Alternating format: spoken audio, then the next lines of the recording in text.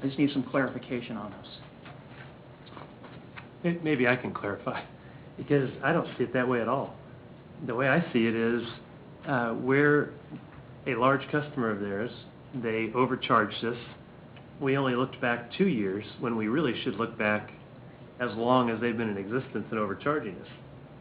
And that's actually what I would recommend. This isn't an extortion attempt or any kind of a bank robbery of their treasury. This is they overcharged the customer, and we're getting that money back. But that's, not only that, they just recently adopted, as I recall, it wasn't an ordinance, obviously, but it was a policy, I guess, that says if their meter reading is inaccurate or incorrect, they can go back. Am I right about this? That's not the case, or am I thinking of wastewater and water? Well, Bill, you're shaking your head. I seem to recall a policy which stated that if the meter reading was incorrect, or if the meter was flawed in some manner of calibration, that you could go back and recoup those from the customer. Did I not read that? There is no language in the electric rates that refers to the estimating of bills. We're in the process of looking at that right now, Larry. There is some language in the water rates that allows for that, but nothing in electric at this present time. I understand your sentiment, Larry, when it comes to being a customer with a customer vendor perspective. Unfortunately, the electric utility is not a vendor. They are a city agency. They have employees that are employed by the city. We actually we do the connections and the charges, the chargebacks, and the collections for the energy utility within the city offices. It's one of the reasons why I was in favor of doing a 33 distribution of connection fees and chargebacks between the three agencies for water, wastewater, and electric. But having said that, I think that we have a mechanism in place to be able to accomplish exactly what we want to do with regard to making the budget whole, and that is through the pilot. I don't see any reason why we couldn't utilize the pilot for 1 year and adjust the pilot upward enough to be able to cover the $219,000 in transfers that would have taken place retroactively. It doesn't bust their budget. It accomplishes what we need to do in our budget. It doesn't change our wastewater or water rates increases. I understand that. But it will allow us to be able to do exactly what we were going to do in the first place. I don't understand why that's not on the table. The discussion you need to have with the governing body. Yeah, I agree with Larry in the perspective that one of the successes that have been touted with the EUB is the fact that they were told when it was established, go function as a business. As a business, if they overcharge a customer, whether it's the city or another customer, I mean, that the expectation is that that money be recouped by the customer. And so from my perspective, that just makes common sense to me. I don't. Also, I've got an actual case before I got on the council where I went back and found that my wastewater, or that the rules regarding winter averaging were incorrect. They were not. The city was not following the policy or the ordinance, and I actually got like a $286 check back when our utility overcharged us. So how's this any different? I'm not saying that we don't recoup those costs. What I'm saying is that we use the pilot as the mechanism to do so. When you say pilot, that is the franchise fee. Payment in lieu of taxes, or is what we would. That's not commonly used for a really it's a franchise fee. I know we don't call it a franchise fee, but since it is a utility. Payment in lieu of taxes. Well, no, payment in lieu of taxes is something you do for Abatements. a TIF or Abatements. Abatements, yeah. So this is an actual franchise fee, quasi, since we own it. Right. Yeah, they're not an investor-owned utility. Right. No, they're not. Right. So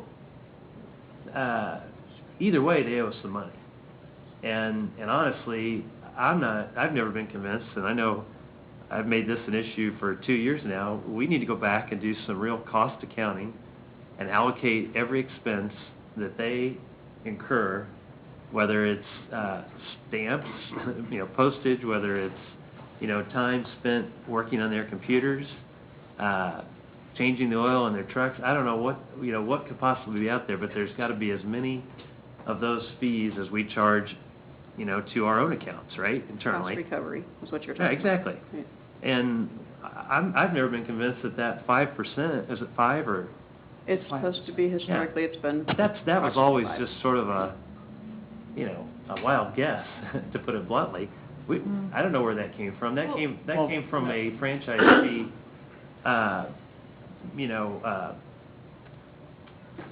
franchise fee model that's created by non-publicly owned Well, utilities, it's right? commercial utility Right. chargebacks or chargebacks from commercial-owned utilities to municipalities. I mean, I believe that It's a pass-through tax, though. it's a pass-through, and it's something because anytime you have a franchise fee transfer, typically with a commercial utility, they just take that and put that back to the customer anyway. But for example, KCP&L will get a 5% franchise fee to the city of Lenexa. That's their chargeback from the city for the privilege of being able to have exclusive rights to be a publicly, to be the utility of record in Lenexa. Well, and to use their easements and.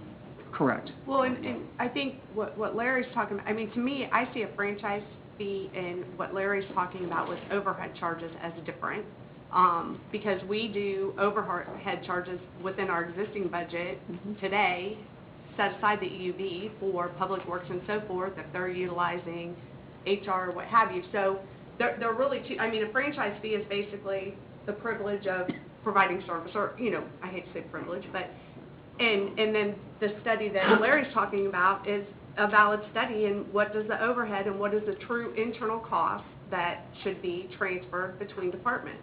And I think if both of those things, whether we decide, which we've talked about, should we look at increasing the franchise fee, we've talked about internally doing some sort of cost assessment, and I think that both of those need to be done. As a matter of fact, I would say that the whole discussion regarding utilities, which we seem to have had multiple times in the past, but we've never brought it to closure, we need to have that discussion. Absolutely. But from my perspective, for the budget and the money that the city was overcharged for utilities is not a part of that discussion. I mean, to me, that's just business. I would agree, and I think that a cost recovery study is probably something that's in line, so is a meeting with the EUB and discussion about the ordinance. Now, you all have talked about this already. We've got a couple other council members, and I just want to see if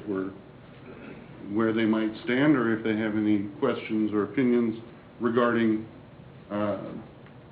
this matter.